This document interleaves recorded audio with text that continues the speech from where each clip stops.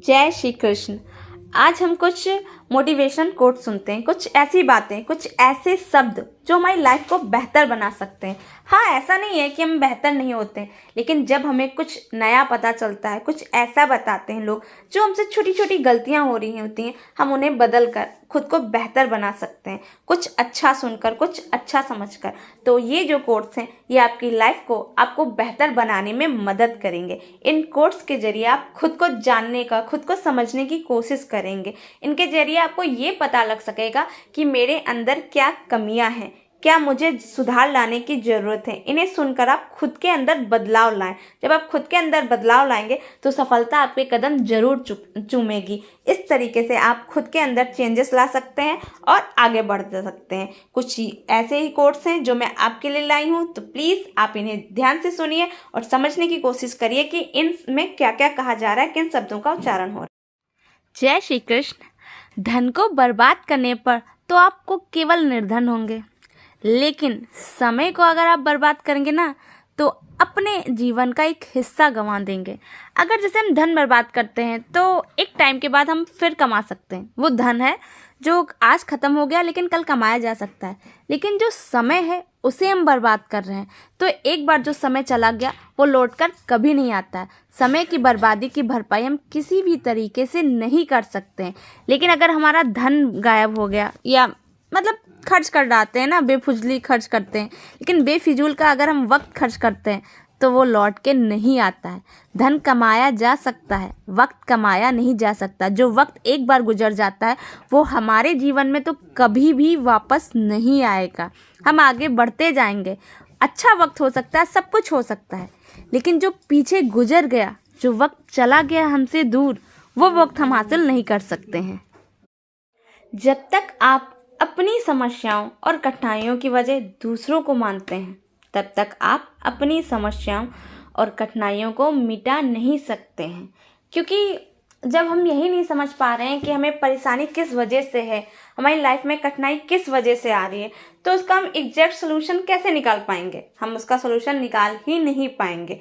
हम इसी तरह अपनी समस्याओं और कठिनाइयों में फंसे रहेंगे। हमें सबसे पहले ये सोचना चाहिए कि हमारी लाइफ में जो ये प्रॉब्लम्स हैं, ये कठिनाइयाँ हैं, ये किस वजह से आ रही हैं, इसका कारण क्या है। सबसे बड़ा कारण हम स्वयं होते हैं, खुद ही होते हैं, लेकिन हम ब्लेम दूसरों पे लगाते हैं कि मेरे साथ ये बुरा इसलिए हुआ क्योंकि इस व्यक्ति ने किया। उस व्यक्ति ने कुछ नहीं किया होता है।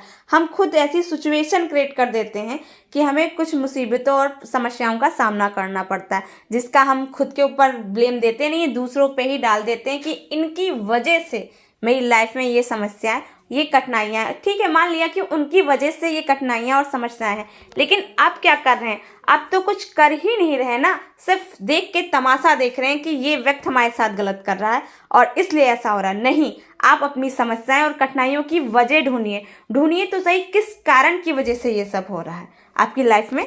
अगर ये समझ में आ जाएगा तो आप अपनी लाइफ बेहतर बना पाएंगे।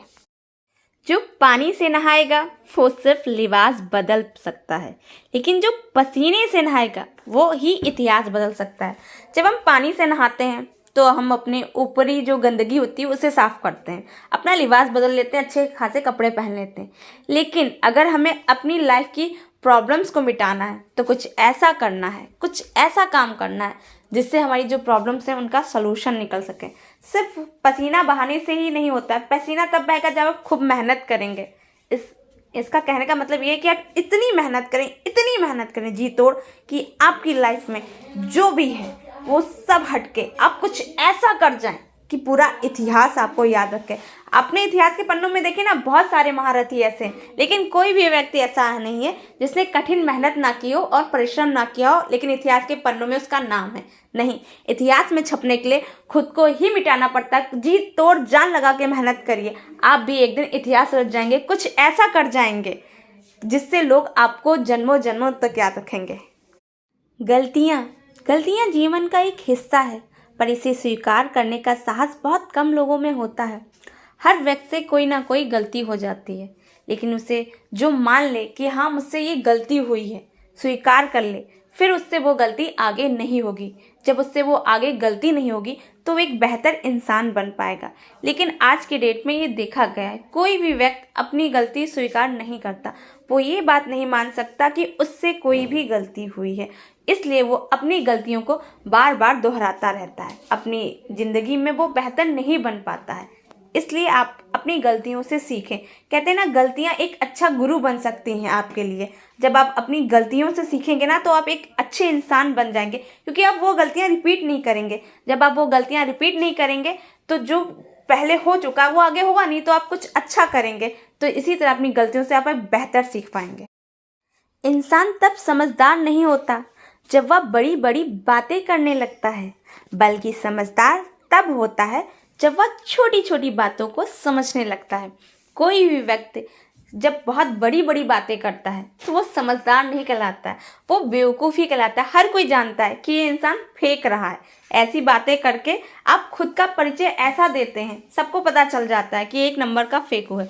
लेकिन जब आप छोटी छोटी बातों को गहराई से समझते हैं, उन बातों का अर्थ लगाते हैं, तब आप एक समझदार व्यक्ति कहलाते हैं। ज़्यादा बोलने वाला व्यक्ति अच्छा नहीं होता है। चुप रहने वाला व्यक्ति हर किसी की सुनता है, समझता है, फिर वो बोलता है। लेकिन कुछ लोग क्या होते हैं, अपनी धुन में इतना बोलते हैं, और जो ज़्यादा बोलते हैं तो जाहिर सी बात है इतना ज़्यादा वो कहाँ से मटेरियल लाएंगे, तो झूठ भी बोलते हैं बहुत ज़्यादा। इसलिए कम बोलिए लेकिन सटीक बोलिए, और ज़्यादा बड़बोले मत बनिए। अच्छी अच्छी बातें बोलिए, छोटी छोटी बातों को बड़ी गहराई से समझिए। राधे राधे। इस वीडियो को ज़्यादा से ज़्यादा लाइक शेयर सब्सक्राइब करें, और अगर आपको ये कोर्स अच्छे लगते हैं और आप चाहते हैं कि मैं ऐसे कोर्स और भेजूं तो इसे कमेंट करके ज़रूर बताएं। आप लोग कमेंट नहीं करते हैं, कमेंट करके बताया करिए कि कैसा लगी आपको वीडियो, कैसी नहीं लगी।